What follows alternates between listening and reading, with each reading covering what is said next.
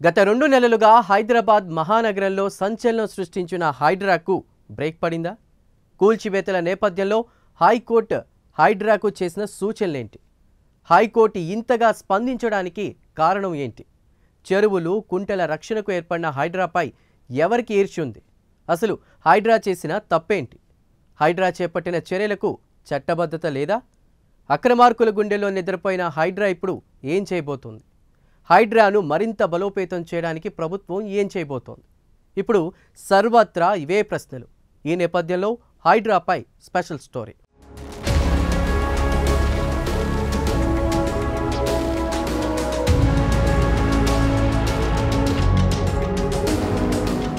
హైడ్రా ఆ పేరు చెబితేనే ఆక్రమణదారుల గుండెల్లో రైళ్లు పరిగెత్తాయి. హైదరాబాద్ మహానగరంలో దశాబ్దాలుగా ఆక్రమణలకు గురైన చెరువులు, కుంటలు పరిరక్షణకు హైడ్రాను తీసుకొచ్చింది రాష్ట్ర ప్రభుత్వం. అయితే హైడ్రా కూల్చివేతలు కొన్ని వివాదాస్పదంగా మారాయి.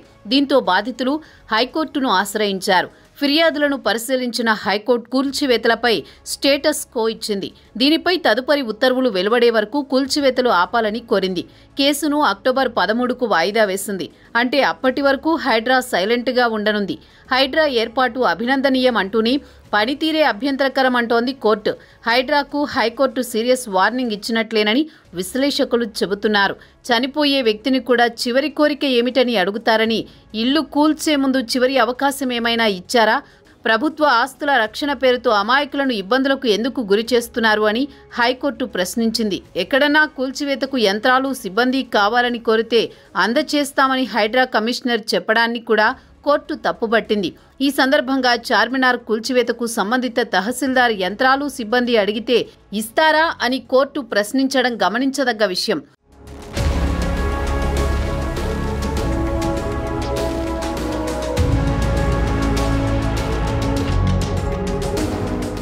రాజకీయ నేతలు, ఉన్నతాధికారులు చెప్పినంత మాత్రాన కూల్చివేతలపై ముందుకు వెళ్లొద్దని హైడ్రాకు సూచించింది హైకోర్టు.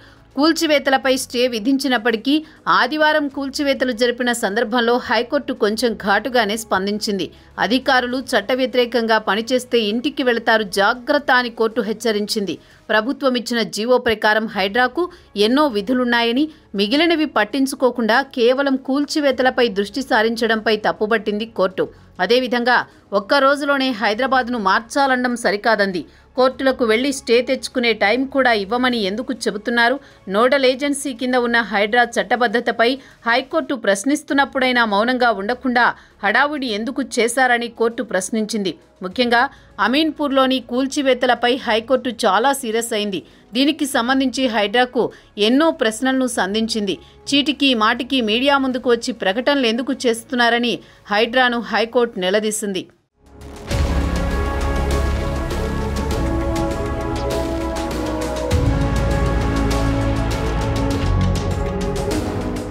మరోవైపు హైకోర్టు సీరియస్ వార్నింగుల తర్వాత హైడ్రా కమిషనర్ రంగనాథ్ కీలక ప్రకటన చేశారు.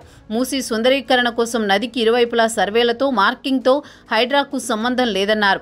అసలు మూసీ సుందరీకరణతో తమకు సంబంధం లేదని, దానిని Musi river front development corporation చేపడుతోందని ఆయన వెల్లడించారు.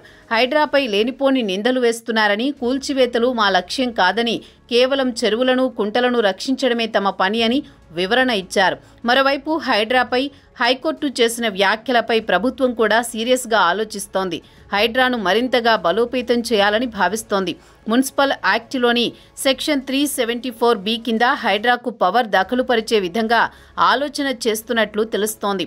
హైడ్రాకు చట్టబద్ధత తెస్తే చాలా వరకు సమస్యలు తీరుతాయని ప్రభుత్వం భావిస్తోంది.